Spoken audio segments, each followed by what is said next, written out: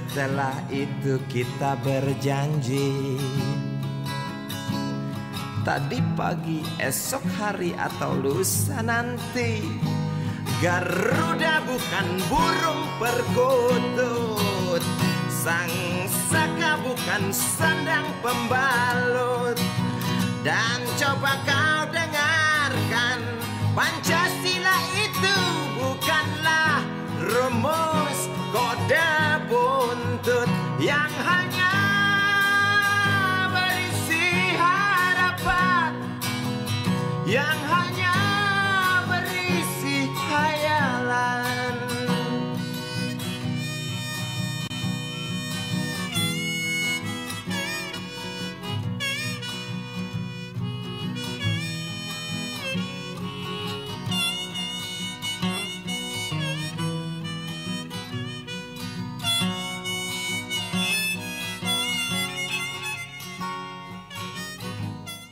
Pemirsa di seluruh Nusantara, selamat jumpa kembali di acara podcast Tiga Ranah Pancasila, saatnya cendekiawan berbicara.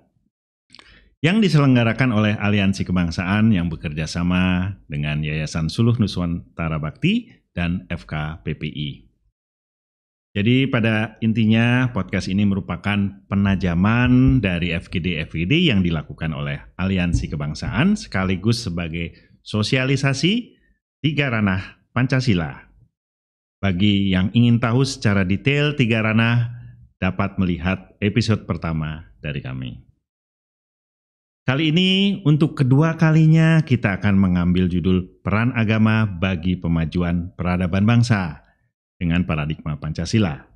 Seperti yang saudara ketahui, selama ini agama seringkali dimunculkan adalah perbedaannya, bukan persamaannya. Bahkan seringkali agama justru dipertentangkan dengan kebangsaan. Karena beragamnya agama di Indonesia, maka judul ini akan terbagi dalam beberapa seri. Nah, hari ini kita kedatangan tamu istimewa, yaitu yang pertama Bapak Profesor Dr. Nazaruddin Umar. Selamat sore. Sore. Beliau adalah Imam Besar Masjid Istiqlal. Yang kedua adalah Profesor Dr. Yudi Latif, pakar Tiga Ranah Pancasila Aliansi Kebangsaan. Selamat sore, Prof. Selamat sore. Assalamualaikum. Waalaikumsalam warahmatullahi wabarakatuh. Oke, yang pertama dari rangkaian diskusi podcast ini, saya tujukan kepada Bang Yudi, kita manggilnya biar lebih akrab, Bang Yudi Latif. Nah, Bang Yudi, dalam diskusi-diskusi di aliansi sampai dengan diangkatnya di podcast ini, yaitu tentang peran agama bagi pemajuan peradaban bangsa. Dalam pertemuan sebelumnya Bang Yudi sudah menceritakan tentang latar belakang tersebut, mengapa agama dinilai menjadi performance driver ya. Waktu itu Bang Yudi menceritakan bahwa nilai-nilai agama itu adalah sesuai dengan sila-sila yang ada di Pancasila, ya kan? Mungkin Bang Yudi masih ingat.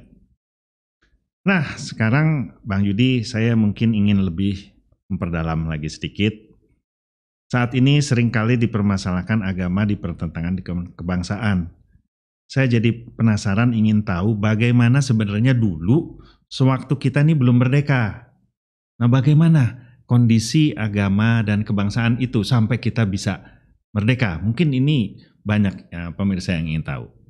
Silakan Bang Yudi. Duluan, Prof. Baik, terima kasih. Itu ada sejarawan ya dari Eropa namanya Rupert Emerson. Dia bilang gini, di Eropa ketika nasionalisme bangkit, peran agama menghilang dari ruang publik. Tapi dia bilang di Asia,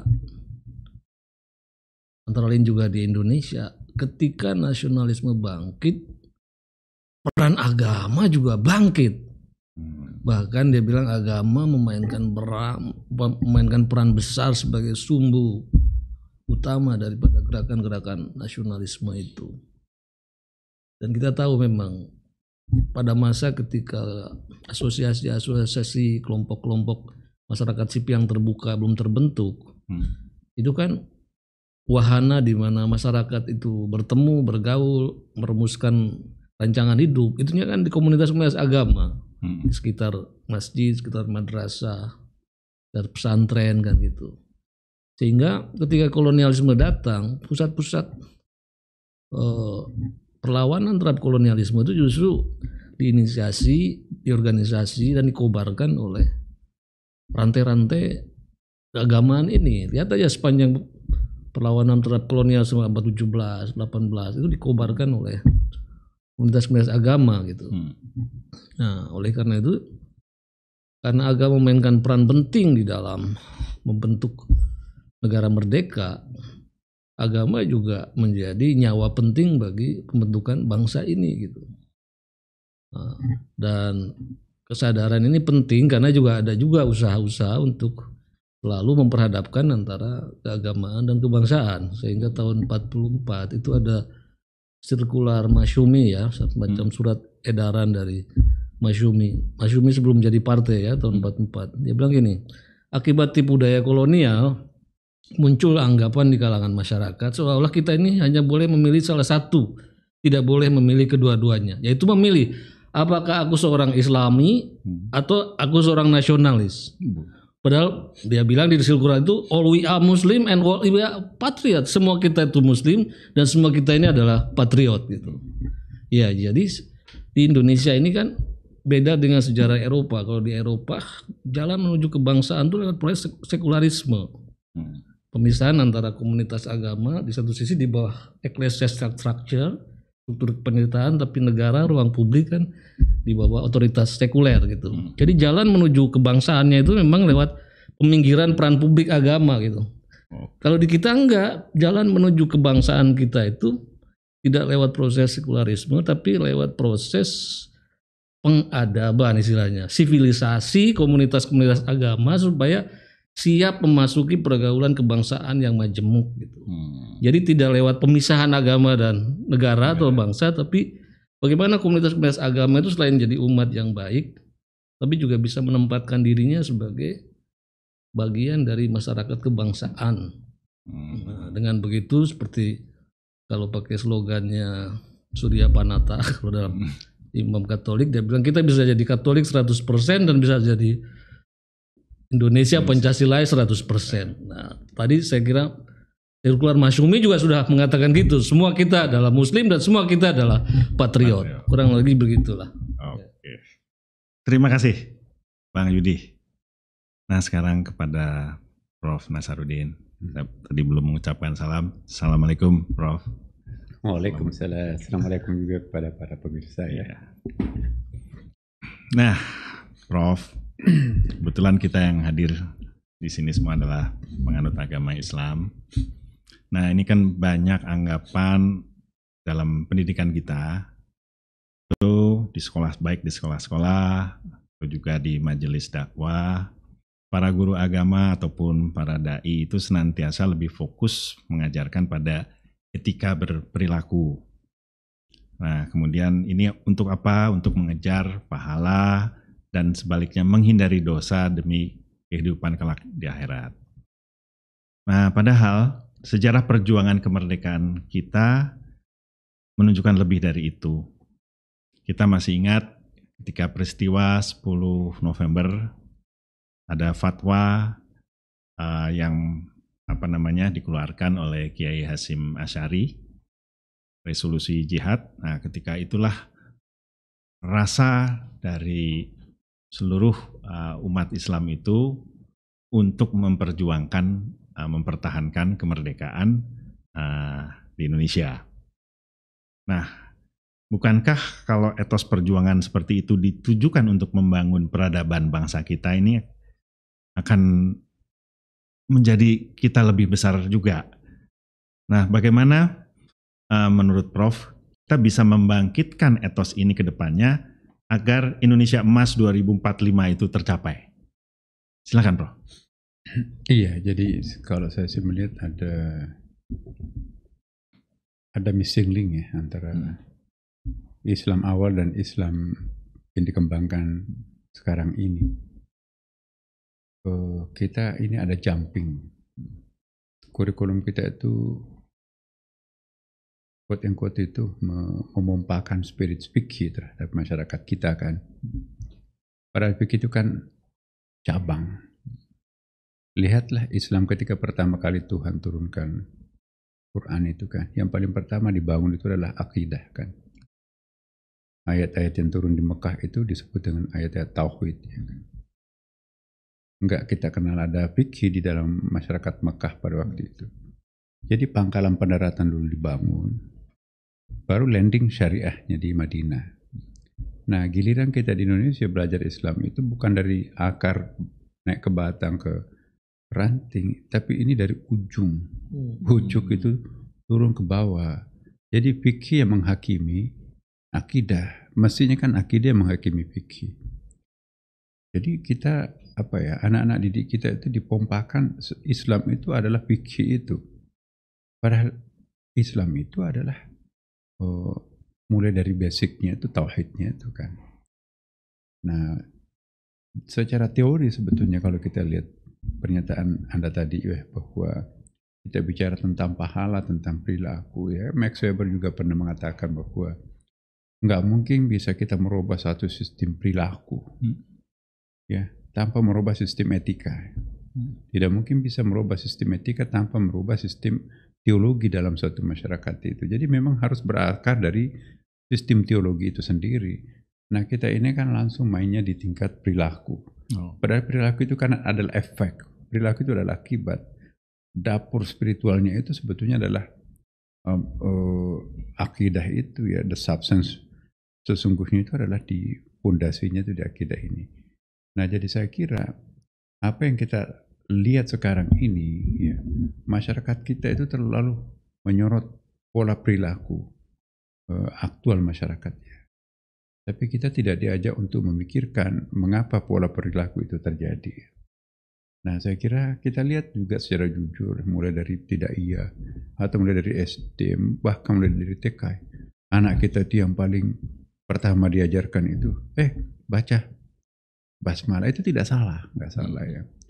Tapi kita sangat terfokus ya, mendidik anak kita itu kepada ukuran-ukuran yang miserable. Fikih itu memang sangat miserable, akhirnya itu kan nggak miserable. Nah, padahal kita harus membiasakan umat kita itu mengukur sesuatu yang unmiserable. Nah, jadi sistem pengukurannya juga lain. Nah, inilah kita jumping di sini. Kita belum mendalami akidahnya, kita juga belum mendalami syariahnya, tapi kita langsung ke fikihnya. Nah, akibatnya apa yang terjadi ya? Terlalu gampang kita menilai seseorang, kenapa yang tampak itu hanya dua, kalau bukan hitam pasti putih kan. Rainbow-nya nggak muncul, padahal kita kan lihat di dalam ajaran Al-Quran itu sangat menjunjung tinggi pluralitas itu kan. Ya banyak sekali ayatnya itu. Ya ayuhan nas inna khalaqnakum min dzakarin wa untha wa ja'alnakum syu'uban wa qabaila lita'arafu. Itu syu'ub itu jamak loh, bukan hanya satu suku, tapi syu'ub ya, dari tidak dikatakan wajanakum sya'bun. Sya'bun itu hanya satu suku ya. Syu'ub itu bersuku-suku bangsa banyak. Wa qabail banyak sekali etnis. Lita'arafu, jadi untuk saling interdependensi di situ kan. Nah, inna akramakum indallahi atqakum. Ya, the boss muslim itu ialah siapa yang paling bertakwa. Kriteria ketakwaan itu kan lagi-lagi di dalam ini kan. Jadi bukan kriterianya itu siapa yang rajin sholat ya kan, siapa yang rajin puasa, siapa yang pakai full cover gitu kan. Nah, padahal kriterianya Allah itu atqakum. Apa itu muttaqin? Muttaqin itu kan tidak diukur dari penampilan performansnya, tapi juga diukur dari ya yang sangat basic itu. Nah, jadi saya kira memang mubalik kita juga mohon maaf. Ya, referensinya kan juga seperti itu ya kan. Maka itu saya sering tampil beda dengan teman-teman ya, karena nggak mungkin bisa kita memperbaiki pola perilaku tanpa meninjau sistem etika itu. Tidak mungkin merubah sistem etika tanpa kita mulai dari fondasi teologinya itu. Nah, jadi saya kira dari sini ada benarnya Max Weber itu ya, bahwa sosiologi agama itu perlu menjadi referensi juga buat para mubalik kita, bukan hanya bercerita kepada buku-buku pakem yang dikurikulumkan oleh pendidikan agama kita ya kan. Nah, berkali-kali saya sampaikan kita sudah perlu saatnya kita meninjau sistem kurikulum kita kan. Bagi saya, setiap nation itu punya culture. Dan kita punya culture right untuk menginterpretasi Quran itu kan. Jadi orang Arab itu punya culture right-nya menafsirkan Quran. Maka Islam Arab di situ kan. Mesir punya culture right untuk menafsirkan Quran. Islam Mesir yang muncul kan. Maroko. Ada culture Marokonya di situ kan, memahami Quran, muncullah Islam Maroko kan. Giliran kita di Indonesia, nggak boleh, nggak ada bicara Nusantara itu, nggak ada Islam Indonesia. Jadi seolah yang dianggap pernah itu Islam yang di Saudi sana itu kan. Kita kan punya culture right, bahkan culture right kita itu lebih unik loh. Karena negara-negara yang saya sebutkan tadi, tempat turunnya semua agama itu adalah negara-negara yang kontinental kan. Satu-satunya sasaran agama Islam itu adalah negara maritim, ini adalah Indonesia. Nah kita punya maritim culture sangat berbeda dengan continental culture. Continental culture itu kan stratifikasi sosialnya itu bertingkat-tingkat itu kan. Kita bayangkan ya, pada masa Rasulullah itu ada 12 kasta loh. Kasta yang paling rendah itu adalah perempuan, budak, ajami itu non-Arab kayak TKW itulah. Itu dijual di pasar, itu dalam syair-syair itu dikatakan di pasar pun juga nggak laku itu. Sudah perempuan, budak, non-Arab lagi kan. Kalau budak Arab ya masih mending. Dan yang paling tinggi itu adalah suku Quraisy, ya, laki-laki, bangsawan, Bani Hashim lagi kan. Kan Quraisy itu juga banyak cabang tuh. Tapi yang paling darah biru itu adalah Bani Hashim. Nah, di Afrika, di Amerika sendiri kan. Jadi kultur kontinental itu kan berstruktur, berstratifikasi kan. Nah kita kan maritim culture itu lebih egalitarian ya kan. Di mana ada pulau di situ bebas parkir perahunya. Di mana ada sungai di situ bebas mengambil air tawarnya. Di mana ada perapian di situ bebas mengambil api karena itu kan untuk masak ya. Nah kalau di negara-negara kontinental itu enggak seperti itu. Nah, kita sebagai representasi negara maritim, kita punya culture tersendiri, kita sangat berhak untuk memiliki semacam spesifikasi Islam Nusantara itu ya. Nah, kalau nanti kita temukan ada Islam Nusantara beda dengan Islam Arab, memang beda. Kan di sana kontinental, kita maritim. Belum tentu mereka benar, mungkin benar bagi dirinya kan, tapi kita juga tidak salah bagi diri kita kan. Karena basic culture kita kan berbeda kan. Nah, jadi saya kira kalau kita akan memperbaiki keadaan ke depan, pemahaman Islam secara holistik di dalam kurikulum itu. Nah, ini belum terpancar. Islam holistik itu belum terpancar di kurikulum kita itu. Kurikulum kita itu terlalu dominan fikih. Fikih yang kita anut di Indonesia itu lebih banyak produk dari Timur Tengah. Nah, Timur Tengah kita akan tahu kan, androcentris, kemudian juga patriarkal dan seterusnya kan. Nah kita di sini kan lebih egaliter. Nah mestinya kita harus punya fikih Indonesia tersendiri. Nah baru kita mau melangkah tapi dihadap, oh itu bid'ah. Nah itu juga tantangan tersendiri itu. Jadi seolah-olah Islam yang paling ideal itu adalah yang berdasarkan interpretasi Arabic culture. Padahal not necessary to be Arab people for the best Muslim. We can see Indonesian people, but kita bisa menjadi the best Muslim ya kan.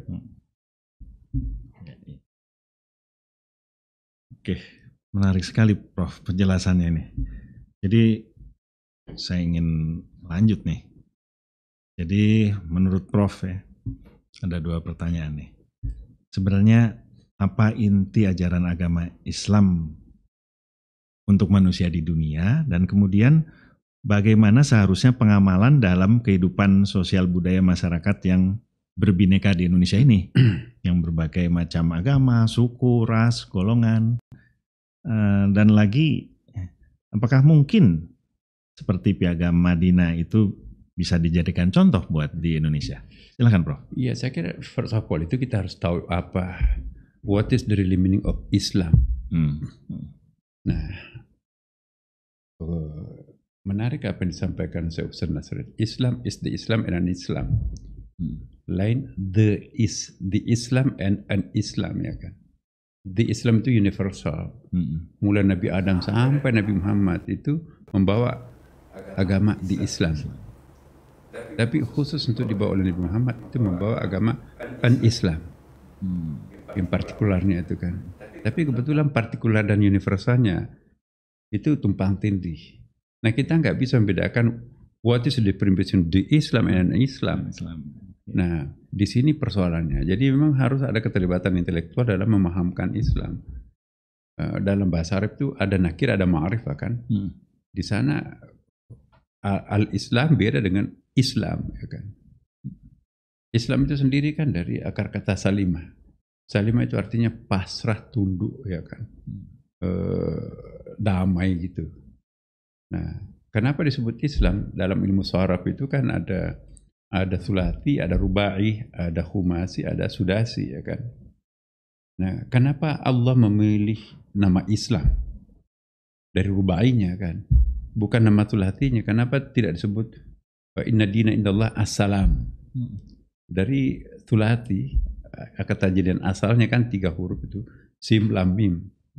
Tapi diambil dari kata jadian yang 4. Alif, sim, lam, mim. Aslama, masdarnya nanti itu, jarannya itu adalah Islamun. Nah, itu beda. Nah, kalau dalam struktur bahasa Arab itu, sebetulnya kita nggak perlu pakai istilah Islam tawassut. Tidak perlu pakai Islam moderat. Itu redundant itu kan. Oke. Dalam ilmu Arab itu kalau Islam itu sudah pasti moderat. Karena in between antara sulasi dengan sudasi kan. Antara sulasi yang standar dan antara sudasi yang maksimum. Nah, ini apa perbedaannya dalam ilmu Arab ini? Kalau salimah membentuk salam itu kan standar. Yaitu hanya ada nilai tanpa norma. Kalau salam. Tapi kalau aslama ada nilainya, ada normanya kan.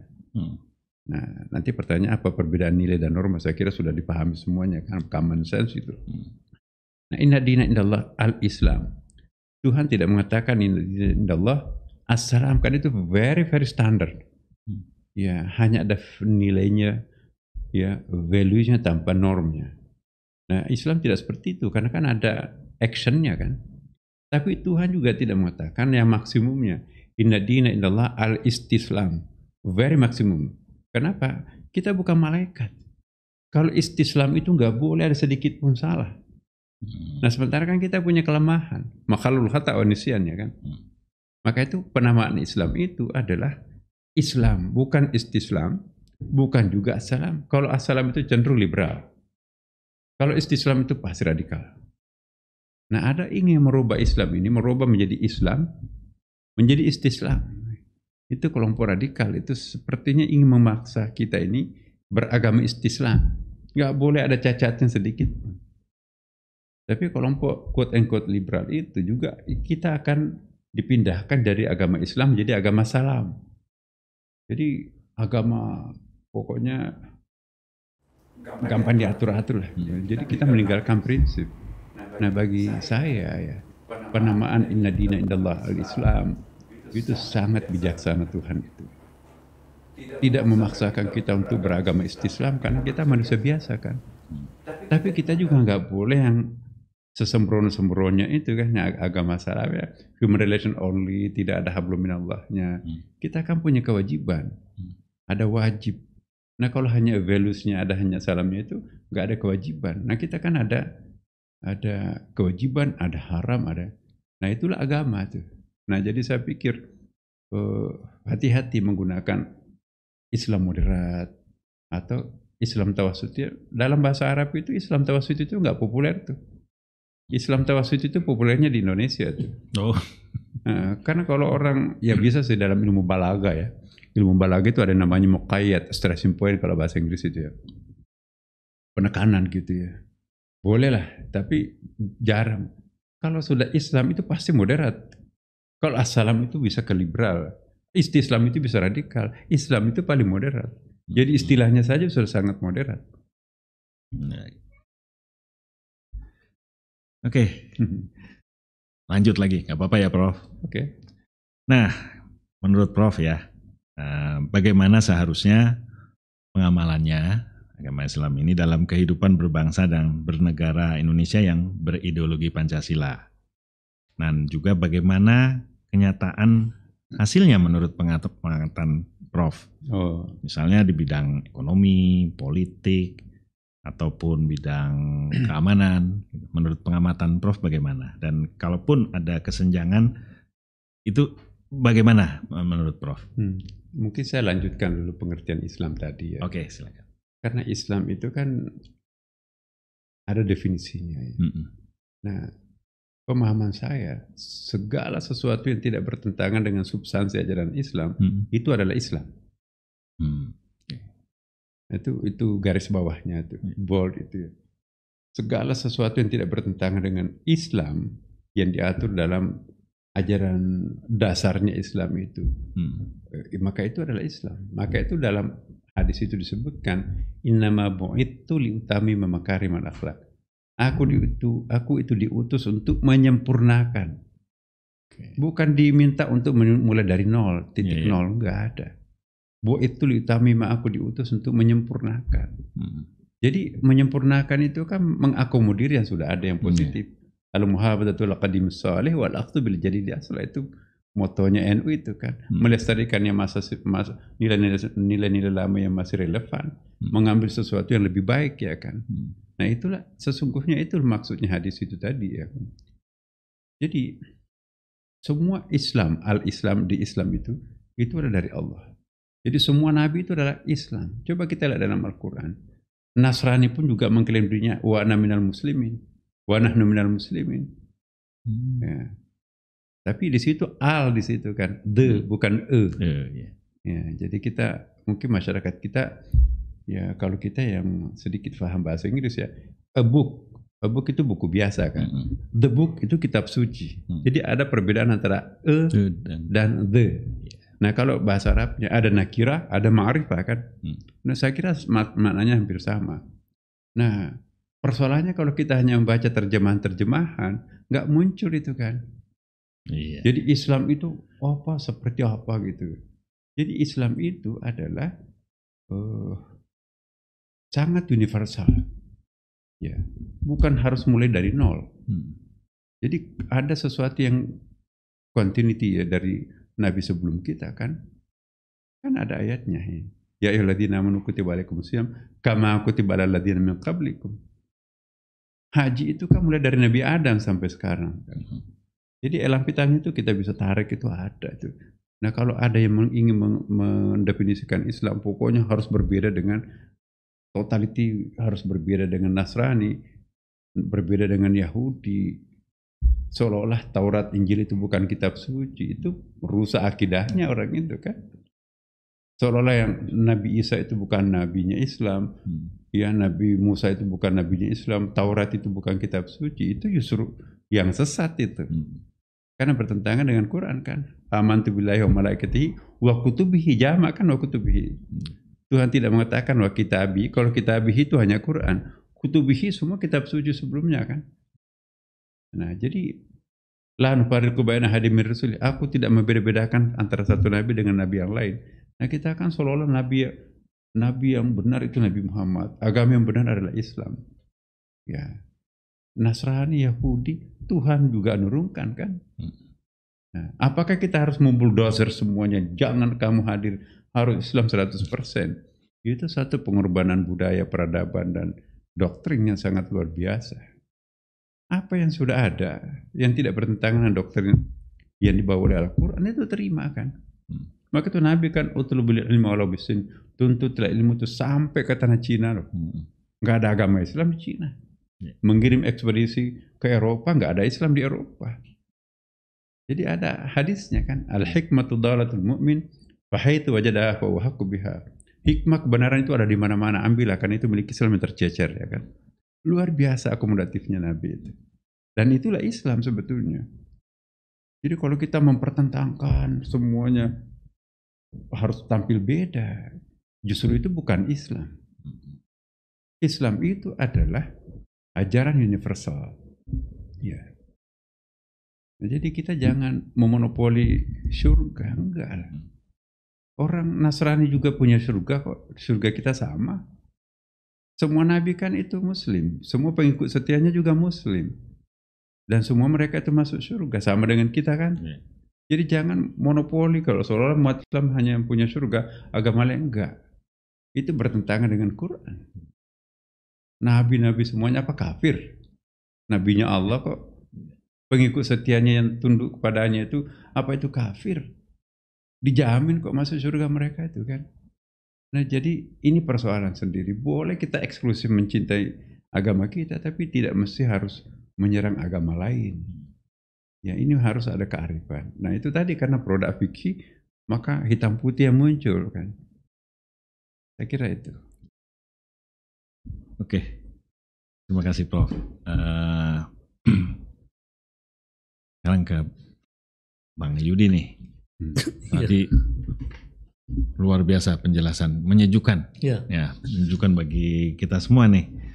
Nah, setelah mendengar dari penjelasan Prof. Nasaruddin tadi, apa pendapat komentar dari Bang Yudi tentang tadi yang sudah diberikan oleh Prof. Nasaruddin?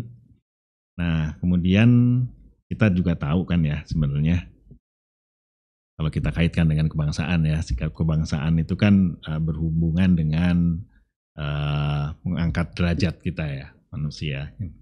Sikap religius juga berhubungan dengan kemanusiaan dan keadilan. Nah, bagaimana kita mengkaitkannya? Tadi ada penjelasan Prof. Nasaruddin yang sudah demikian menyejukkan. Kalau sudah mendengar itu kan enak gitu kan, kita ini damai gitu. Silakan. Ya tadi kan dijelaskan bahwa kita harus mulai melihat Islam itu dari akarnya gitu, jangan rantingnya. Kata antropolog Lipovetsky, ada dua pengaruh besar di dalam perilaku keagamaan seseorang itu atau suatu komunitas itu. Pertama world view, pandangan dunia, kedua adalah ethos gitu. Nah dia bilang world view umat beragama di Indonesia itu world view-nya itu iluminasionisme. Jadi iluminasionisme itu satu paham bahwa segala sesuatu yang berbeda ini bukan kontradiktori atau dikotomi, tapi satu komplementari. Ada siang, ada malam, laki, perempuan. Itu satu pancaran dari sinar Tuhan yang sama. Gitu. Jadi pancaran yang ilahi itu ketika semburat ke dalam bejana, gitu. Tergantung warna bejananya apa. Kalau warna bejananya merah, terlihat merah. Kata PDIP, wah Tuhan mendukung PDIP nih gitu. Kalau warna bejananya kuning, dia akan tampak seperti Tuhan itu menampakkan diri kuning. Kata Golkar, Tuhan. Jadi aneka warna ini pancaran dari satu sumber sinar yang sama, yang semburat ke semesta, tergantung bejana lokalitasnya itu. Ada siang, ada malam. Oleh karena itu dia bilang perbedaan bagi masyarakat di Nusantara itu bukan sesuatu yang harus disesali atau sesuatu yang ditakuti. Bahkan di sini katanya bukannya berhenti di toleransi, tapi perbedaan itu sesuatu yang dirayakan karena semuanya pancaran dari Tuhan. Jadi kalau kita ingin kelengkapan bagaimana bahasa ilahi, itu kita justru harus menangkap aneka warna sebagai satu bagian dari sinar Tuhan yang sama. Sehingga perbedaan itu dirayakan dengan sukacita. Bukan sesuatu yang ditakuti atau lalu kita menarik garis batas gitu. Itu pandangan dunianya iluminasi. Terus etosnya dia bilang, etosnya itu tadi gradualistik, estetik dan toleran. Jadi dari pandangan dunia seperti itu, etos namanya etos klasik ya, etos klasik keagamaan Islam di Nusantara itu gradualistik, tadi tidak ekstrim menarik batas antara yang lalu dan sifatnya gradual gitu, estetik dan toleran gitu. Nah, jadi sebenarnya itu tadi kenapa Nusantara ini selalu punya kemampuan untuk menyerap arus pengaruh dari manapun lalu mengambil yang terbaik gitu. Jadi kalau bahasa ini kita dari bejana dari sumber manapun bisa diserap lalu kemudian direkonsiliasikan sehingga melahirkan sintesis yang lebih tinggi. Nah kasus Islam misalnya dalam kaitannya dengan peradaban ini menarik ya. Ada sejarawan dari Prancis namanya Denis Lombard. Nah dia bilang modernisasi di Nusantara itu tidak dimulai akibat pengaruh kedatangan bangsa-bangsa Eropa. Tapi modernisasi di Nusantara itu dimulai oleh etos Islam. Etika dan etos Islam. Dia bilang paling tidak ada 3 hal yang membuat bagaimana Islam itu menjadi driving force bagi perkembangan peradaban Nusantara itu. Pertama dia bilang etos Islam yang melihat manusia itu atas dasar doktrin kesetaraan manusia, kesetaraan martabat manusia gitu. Bahwa setiap manusia itu apapun sukunya, bangsanya di hadapan Tuhan kan setara. Dan itu melahirkan satu pola interaksi yang sifatnya egaliter. Dan Nusantara yang udah lama di bawah kungkungan berbagai kekuatan-kekuatan feodal, hierarki, kasta dan lain-lain, menemukan ini sumber emansipasi baru gitu. Dan itu merubah tatanan di pesisir luar biasa. Dari orang-orang yang tadinya dianggap tidak berharga, tiba-tiba menemukan dirinya bermartabat gitu. Itu pertama. Kedua dia bilang Islam itu mengajarkan tentang konsep waktu yang sifatnya progresif. Konsep waktu yang sifatnya linear, bukan sirkular. Wal akhiratu khairul laka minal ula kan gitu. Yang kemudian itu harus lebih baik dari yang terdahulu gitu. Dan ini menjadi driving force menuju pencapaian mutu ya. Pencapaian mutu yang selalu harus lebih baik. Nah, ini engine dari modernisasi kan itu. Bagaimana penghargaan terhadap waktu bisa menunda kesenangan, tapi esensinya adalah bahwa yang kemudian itu harus lebih baik. Itu ide progresif itu dari penghargaan konsep waktu yang sifatnya linear itu, bukan melingkar. Yeah. Dan yang ketiga adalah etika pertanggungjawaban pribadi. Di dalam Islam kan seseorang tidak menanggung dosa orang lain. Oleh karena itu setiap orang itu akan mendapatkan sesuatu tergantung apa yang dia usahakan. Lidzakari nasibum mimma iktasabu walin nisa'i nasibum mimma iktasabna. Bagi laki-laki bagian apa yang dikerjakannya, bagi perempuan adalah bagian dari apa yang dikerjakannya. Nah itu kalau dalam Weber disebut dengan ethics of individual responsibility. Jadi tidak terlalu banyak menyalahkan orang lain. Semuanya itu fokus pada ikhtiar manusia gitu. Apapun yang menjadikan kita bukan karena kita harus mendapatkan apa dari yang lain, tapi itu semuanya adalah ikhtiar. Dan inilah dia bilang adalah etos Islam yang seperti ini sebenarnya menjadi ancangan menuju modernisasi Nusantara. Cuma mungkin pertanyaan berikutnya, kenapa etos Islam yang seperti itu sekarang tidak menemukan penjelmaannya di dalam kenyataan Indonesia hari ini? Di mana gitu? Kalau dulu kan luar biasa revolusioner dampaknya bagi masyarakat terutama di pesisir. Kenapa etos Islam yang sama itu sekarang tidak menjadi engine peradaban? Nah ini kan pertanyaan ini menarik ya. What's went wrong gitu kan? Apa yang terjadi sehingga kata Weber sebenarnya kan Islam itu juga mengajarkan tentang etos kerja, ya, pencapaian prestasi, banyak ayat-ayat penghargaan terhadap waktu. Jadi kalau masyarakat Islam di Indonesia dan dunia sekarang terbelakang, apa yang keliru? Nah, dia bilang selain etos, morality itu memerlukan institusional, pelembagaan, tata kelola kalau istilah kita itu. Morality need institution, etos juga memerlukan institution. Jadi Islam mengajarkan etos kerja, etos pencapaian terbaik masih diajarkan, tapi ketika harus jadi manifest itu perlu dukungan kelembagaan, tata kelola. Di sinilah dia bilang ketertinggalan Islam karena Islam masih mempertahankan berbagai kerangka tata kelola sistem kelembagaan yang abad pertengahan gitu. Ketika Barat sudah melahirkan berbagai bentuk tatanan kelembagaan, ekonomi, politik baru, Islam masih mempertahankan basis-basis kelembagaan masa pertengahan yang sudah tidak aktual. Contohnya institusi kontrak, institusi legal, institusi kredit, institusi dan struktur-struktur korporasi yang bisa menopang satu industri besar. Nah Islam lackingnya di situ gitu. Jadi etosnya ada tapi institusinya kurang dikembangkan, tata kelolanya kurang dikembangkan secara baik dan semuanya ini ujungnya palu kodangnya dia bilang adalah kehadiran para pemimpin politik yang mempertahankan birokrasi bukan birokrasi pelayanan tapi birokrasi amtenar yang bukan untuk melayani tapi kemudian menghisap gitu. Itulah yang kemudian kenapa sekarang etos Islam itu tidak menjadi kekuatan peradaban yang unggul di Indonesia hari ini gitu. Oke. Jadi masalahnya di situ ya. Ya. Jadi permasalahan dalam kenapa sekarang kita tertinggalnya. Mungkin ada pendapat dari Prof. Bang Yudi tadi menarik ini. Benar ya. Jadi memang ya itu tadi saya kembali lagi ya bahwa kita stagnan di dalam kajian Islam sekarang. Oke. Ada masa kevakuman ya. Saya juga justru malah prihatin ya.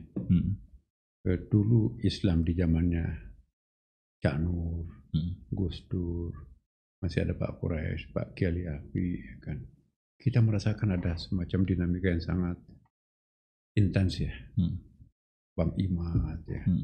Periode-periode tahun 1990-an itu ya. Ada sesuatu pergolakan situ ya. Mulai dari Ahmad Wahib ya. Ada pergolakan yang sangat cair ya. Tetapi terakhir-terakhir ini Ijmi kelihatan melemah, tidak memberikan kontribusi apa terhadap perkembangan dunia Islam sekarang ini kan. Ini sudah Anda pengurus Ijmi kan. Nah, kita nggak pernah diajak apa yang kita harus pikir lakukan ini. Nah kemudian juga sorry to say jadi NU, Muhammadiyah, dan yang tidak kalah pentingnya UIN. UIN pasca periode ini sekarang tidak menawarkan sesuatu yang alternatif peradaban jangka panjang. Jangka menengah pun juga enggak. Nah, ini ada yang menarik. Saya nggak tahu apakah valid atau tidak ini. Diteliti ada MUI, Majelis Ulama Indonesia. Ada Kementerian Agama, ada NU, ada Muhammadiyah, ada Istiqlal. Yang menarik ya dari pengamat dari Barat ini, justru yang paling acceptable sekarang ini adalah Masjid Istiqlal. Jadi lontaran terobosan-terobosan dilakukan itu justru ini dianggap ini yang paling ketopan sekarang ini. Ini saya nggak tahu dari mana dia mengukurnya. Tapi mereka melihat bahwa pencerahan yang muncul pada saat-saat sekarang ini mengisi kekosongan, kevakuman ini adalah justru lahirnya dari Istiqlal. Padahal Istiqlal ini kan bukan organisasi sosial ya kan. Ada peringatan 17 Agustus lintas agama di Masjid Istiqlal. Ya, ada terowongan, ada pemberdayaan umat yang sangat komprehensif ya. Mereka menilai ada beberapa ya, ada 40 sekian kriteria yang dicapai oleh pemikiran Istiqlal ini yang justru tidak muncul di institusi-institusi perguruan tinggi sekalipun. Jadi cenderung tenggelam dengan kurikulumnya, kayak Menara Gading gitu ya. Nah juga di MUI juga disorot ya. Apa yang ditelurkan sesuatu yang baru untuk pencerahan.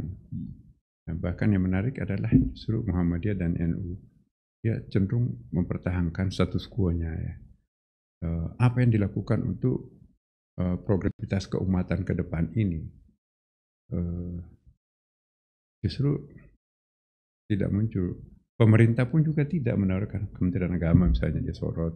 Apa yang ditawarkan Kementerian Agama dalam bentuk yang sangat fundamental kan tidak mereka temukan. Jadi orang Barat ini melihat kok apakah karena dia bicaranya di Istiqlal, tapi biasanya kan ilmuwan Barat itu nggak melihat di mana dan kapan ya.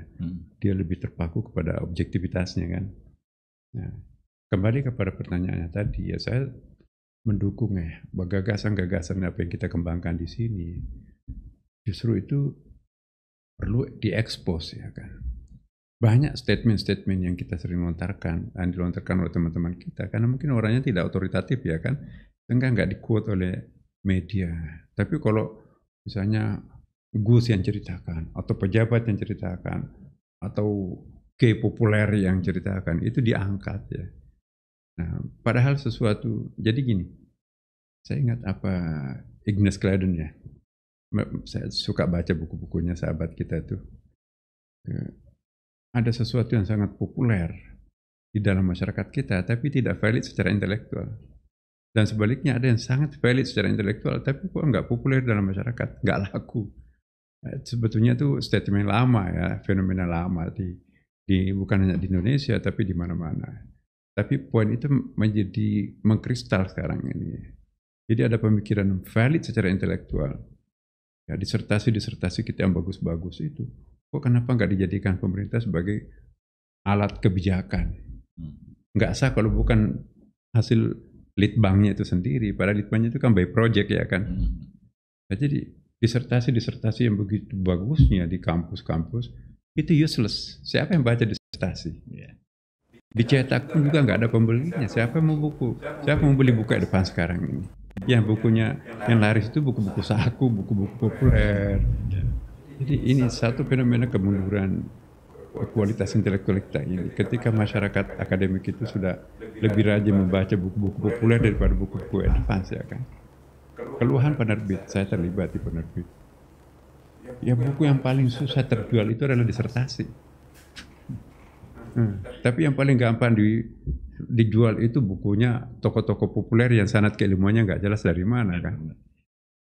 Nah ini satu problem. Dan lebih parah lagi, ini mohon maaf ini.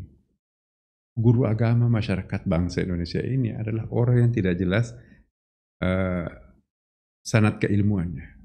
Nggak tahu belajar dari mana, tapi tiba-tiba menjadi rating tertinggi di media.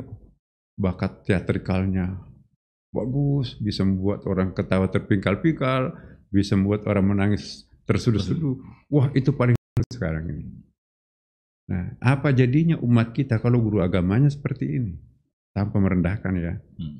Kenapa kok justru orang yang punya sanad keilmuan yang sangat bagus tidak dipopulerkan? Nah, saya pernah tanya ke teman-teman media, Pak, kalau itu yang kita pakai, nggak ada orang yang mau beriklan. Jadi agamanya media itu adalah iklan. Nah, jadi coba ini si malakama. Sementara pemerintah itu tidak memberikan kontribusi terhadap media untuk mempopulerkan sesuatu yang valid. Jadi dimensinya pasar sekarang ini. Apa kata pasar itu kata dunia sekarang ini kan. Mestinya ada kepemihakan. Nah, Kementerian Agama misalnya kan, mestinya kalau kita lihat ada tren sekarang ini masyarakat kita itu lebih cenderung ke agak-agak sedikit hardliner sekarang ini. Seperti teori makan bubur, kebun dari desa ke kota. Kenapa kita nggak punya sense di sini? Ya, sepertinya kita kebingungan mau mulai dari mana memperbaiki keadaan ini. Tidak sedikit loh jumlahnya aparat yang juga ikut terkontaminasi kan. Nah, jadi saya agak-agak cemas di sini ini. Siapa yang harus bertanggung jawab untuk menyetop ya kelompok-kelompok seperti ini? Nah, BNPT nggak mungkin. Powernya apa dan ya dia hanya pegang senjata kan. Yang kita perlukan siapa yang pegang pena, siapa yang pegang mic ini kan. BNPT nggak punya mic, nggak punya pulpen. Dia punya senjata. Jadi jangan diserahkan sepenuhnya ke BNPT untuk menyelesaikan persoalan radikalisme. Kita semua bertanggung jawab. Masjid-masjid, kampus-kampus. Nah, tapi ini kita cenderung nggak ada yang bertanggung jawab untuk itu. Siapa yang punya tanggung jawab untuk menyetop semuanya ini? Kan nggak ada. Nah, jadi nanti kita akan semacam bom waktu. Suatu saat nanti, kok bisa begini? Baru kita kaget. Udah terlambat. Nah, jadi saya pikir wacana-wacana seperti ini jangan dianggap sebagai sesuatu yang provokatif ya. Justru ini kita akan menunjukkan bahwa ada sesuatu yang harus kita lakukan. Kalau terlambat nanti kita akan bekerja berat di masa akan datang. Iya, kira itu. Oke. Prof, saya mau bertanya tentang peran agama sebagai faktor pemersatu dan kesatuan negara ya, bangsa. Nah, ini saya kaitkan tadi Prof menceritakan bahwa Masjid Istiqlal itu kan dipandang dari pihak luar di mana banyak program seperti di peringatan 17 Agustus, bahkan tadi ada jembatan ya, jembatan peradaban. Boleh saya tahu kaitan antara Pemersatu, kemudian ada jembatan peradaban itu yang saya tahu itu kan menghubungkan Masjid Istiqlal dan katedral ya. Ya. Nah itu apa suatu simbolisasi atau bagaimana? Silakan Prof. Iya. Tadinya mungkin pertama ide gila itu. Teman-teman banyak nggak setuju. Saya ditanya kok kenapa. Bahkan waktu saya berdiri saya diundang di katedral. Ada panggung depannya tuh. Saya itu bermimpi pagar yang memisahkan antara katedral dengan Istiqlal ini kita bongkar, diganti dengan taman. Jadi kita satu taman dengan agama-agama lain. Di situ kita akan lalu lalang, di situ kita akan beradaptasi satu sama lain. Tapi ternyata dicek di Dinas Perhubungan DKI, itu masuk ring 1 kan. Kalau itu ditutup, berarti nanti akan memacetkan jalan istana. Karena kantor pos itu kan memang macet di situ. Nah, ditawarin gimana kalau jembatan? Pak, kita udah banyak jembatan penyeberangan. Ya, kita ingin membangun bukan hanya sekedar lubang yang menghubungkan dua rumah ibadah. Cuma 25 meter kok. Tapi yang kita akan bangun ada kekuatan simbolik. Ya, mempertemukan, mempersatukan antara dua rumah ibadah. Supaya nanti tidak ada, Istiqlal berseberangan dengan katedral. Ya, atau berhadapan-hadapan dengan Istiqlal. Saya tidak pernah pakai dua kata ini kan. Karena berhadapan-hadapan konotasinya negatif ya. Atau berseberangan itu juga negatif. Tapi kalau kita bertetanggaan, apalagi sekarang ditembus dengan gang, lorong bawah tanah kan, terjadi penyatuan di situ. Nah, di sini tercipta suatu sosiologi baru di lingkungan dua rumah ibadah ini. Waktu dibangun katedral itu kan gak ada tempat parkir. Pakai kuda orang pakai 100 tahun lamanya kan lebih itu. Jadi gereja yang sedemikian cantik, arsitektur dan sebagainya itu, tapi gak punya parkir. Jadi pengantinan susah karena gak ada tempat parkirnya. Di jalan raya itu gak mungkin. Dulu Istiqlal gak boleh parkir.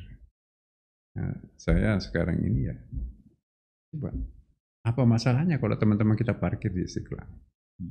Nah, kita bikin basement. Jadi basementnya itu 2 lantai di bawah, dari ujung selatan sampai ke ujung selatan, bisa nampung sampai 1.000 mobil. Dan itu bisa dipakai, tadinya kan di sebelah barat. Kalau itu hanya Istiqlal yang bisa pakai kan. Tapi kalau di sebelah timur, 2 rumah ibadah bisa pakai. Mubazir juga kalau nanti hari Jumat dipakai kan. Nah, sekarang tamunya katedral parkir di basement kita, tamunya Istiqlal apalagi ya kan. Nah, jadi ini sekarang menjadi arena meeting point betul antara umat beragama di lorong itu. Jadi setiap kali ada tamu-tamu, itu dari viral itu, tamu-tamu presiden itu, objek kedua dikunjungi adalah terowongan silaturahim itu. Nah, jadi ini suatu kekuatan simbol baru di Jakarta ini. Nah, alhamdulillah ini juga ditiru oleh beberapa di tempat yang lain. Jadi di luar negeri dan dalam negeri. Nah, kemudian juga kita harus menciptakan kepada umat kita sebagai warga negara bangsa yang sama. Tidak ada orang lain. There is no others ya kan. Tidak ada orang lain. We are the same. Kita kan sama, bersaudara. Implementasikanlah kita sama dan bersaudara di dalam space yang terbuka kan. Nah, jadi Istiqlal katedral sekarang kita dekat juga dengan Immanuel. Benar-benar seperti tidak ada jarak. Dan tidak perlu kita takut bahwa ada kristenisasi, ada islamisasi. Itu saya kira urusan lama itu udah lewat yang gitu-gituan itu. Kan ada prinsip lah kontinuitas. Nah, jadi kita ingin Istiqlal ini menjadi trendsetter. Nah, atas dasar itu mungkin Istiqlal ini ditunjuk sebagai asosiasi masjid ibu kota. Nah kemudian Istiqlal ditunjuk juga sebagai Ketua Asosiasi Imam-Imam Besar Masjid Internasional. Nah alhamdulillah kita juga mendapatkan banyak award, international award yang diperoleh Istiqlal. MURI itu ada berapa, kemudian juga sertifikat ISO ada berapa, kemudian juga satu yang paling bergensi itu AIDS itu ya, the green building yang tahun 2000 kemarin, 2022 kita yang peroleh. Seluruh rumah ibadah termasuk sinagog, gereja Istiqlal dipilih oleh lembaga di bawah World Bank di Washington DC itu kan. Karena satu tetes air Istiqlal, air wudhu Istiqlal itu nggak ada yang tumpah ke got, masuk di dalam sebuah tabung, di recycle itu bisa diminum. Nah, kemudian tidak ditampung itu kita tanam di pori-pori Istiqlal, diangkat lagi untuk dipakai air wudhu. Kita menghemat 38% energi dengan menggunakan solar system. Perolehan solar system itu juga menggunakan konsep wakaf energi. Jadi wakaf itu bukan wakaf tanah, uang, energi pun juga bisa diwakafkan. Ya, kemudian public space di Jakarta, menurut pengakuan teman-teman ada 2 lab. Satu-satunya public space yang tidak ada ditemukan virus corona, baik Delta maupun Omicron yang terakhir, adalah space-nya Istiqlal. Nah itu turunlah arsitek itu, kenapa kok tidak ditemukan virus? Pertama, angin dari selatan bertiup, banyak pohon-pohonnya kan, ke utara. Kemudian di atas itu tinggi. Ya, kemudian Istiqlal nggak pakai dinding kan. Jadi udaranya tuh sejuk banget. Nah, saya nggak tahu kenapa virus itu tidak betah di Istiqlal. Itu ditemukan, misteri sekali itu ya. Sampai ada dari China juga meneliti itu. Nah, kita banyak award. Kemudian kita pakai metaverse. Teknologi pertama menggunakan metaverse di Indonesia saya kira Istiqlal sesudah Telkom ya kan. Jadi kami ke Berkeley kemarin ya di Silicon Valley. Jadi kami mengadop bagaimana masjid itu mengadop metaverse itu. Jadi luar biasa manfaatnya. Jadi kayak manasik haji, penyajian kitab kuning itu seluruh bisa diakses oleh seluruh masjid di Indonesia kan. Nah, kemudian juga jual beli kebutuhan pokok jamaah itu bisa disalurkan melalui e-commerce-nya Istiqlal itu ya. Jadi kalau ini ditiru oleh 800.000 masjid itu dahsyat. Jadi orang tidak belanja lagi di minimarket tapi belanjanya di Istiqlal. Dengan cara kita MOU dengan PT Pos, Gojek, dalam tempo 10 menit ikan pun bisa dibeli di Istiqlal. Nggak ada gudangnya di Istiqlal, tapi mainkan di handphone ya kan. Pihak ketiga yang ikut aja terlibat. Nah, mencerdaskan umat seperti ini, membeli sambil beramal, keuntungannya kembali ke masyarakat, ya halal dan seterusnya. Nah, ini luar biasa. Datanglah berbagai negara untuk studi banding ke Istiqlal sekarang ini. Manajemennya kayak seperti apa ya. Terima kasih Prof. Saya tuh baru mau nanya memajukan kesejahteraan umum, tapi Prof sudah menjawabnya tadi. Memajukan kesejahteraan lebih dulu sebelum saya bertanya. Oke Prof, kita sampai pada akhir acara. Saya ingin ada semacam kata penutup dari Prof. Nasaruddin Umar tentang peran agama ini. Silakan Prof. Iya, kita harus melihat substansi agama itu. Agama itu untuk manusia, bukan untuk Tuhan. Itu poin yang sangat penting untuk kita pahamkan kepada masyarakat. Kita mogok menjadi hamba, jadi iblis semuanya tidak akan berkurang ketuhanannya Tuhan. Kita jadi malaikat semuanya nggak akan bertambah ketuhanannya Tuhan. Tuhan sudah kasih kita kan, sudah apa adanya tuh. Jadi bagi kita agama itu harus ditransformasikan lebih mencerahkan. Bagaimana agama itu kan seperti bom nuklir itu kan. Bisa dipakai ngebom, bisa juga dipakai tenaga listrik yang sangat murah gitu kan. Nah, jadi pertanyaan kita dan sekaligus PR kita sekarang ini, bagaimana menekankan aspek encounters-nya. Bagaimana agama itu dipandang sebagai penekanannya itu pada principle of identity-nya, bukan principle of negation-nya, itu apa ya bahasa Indonesianya. Bagaimana menganggap agama itu menekankan aspek sentripetalnya, bukan sentrifugalnya. Sentripetal itu kan dari luar bermuara kepada satu titik, ya kan. Kalau sentrifugal itu mencuar keluar. Nah, kalau umat kita di Indonesia akan diperbaiki, ya harus memperkaya melting pot itu ya, bahkan lebih dari melting pot, apa istilahnya tuh, pokoknya sentrifugal itu. Jangan sentrifugal tapi sentripetal. Ya. Jadi encountersnya, titik temunya. Kalau bahasa Arabnya itu, bahasa Qurannya, ta'ali la kalimatin sawa. Kita diajak untuk kepada satu common platformnya itu. Tapi ta'ali itu bukan kemari. Terjemahan Kementerian Agama itu juga perlu disesuaikan ya. Kalau ta'ali itu kemari itu kan horizontal. Padahal ta'ali itu kan vertikal. Naiklah ke atas, misalnya akan menjadi satu ya. Teori jari-jari tangan kan. Kalau di sini nggak bisa, kamuflase persatuannya. Tapi diangkat ke atas di sini kan jari-jari tangan ini. Ini teorinya Cak Nur nih, bukan saya punya. Angkat ke atas itu pasti akan satu. Tapi kalau masih di sini masih ada potensi berpecah-pecahnya kan. Nah, yang benar itu bahasa Quran. Ta'al, naik ke atas pasti akan satu kan. Jadi jangan, terjemahannya itu kurang pas. Kurang pas ya. Maka itu perlu kita merevisi beberapa terjemahan yang mungkin kita anggap lebih baik untuk ukuran masa sekarang ini. Iya. Terima kasih Prof.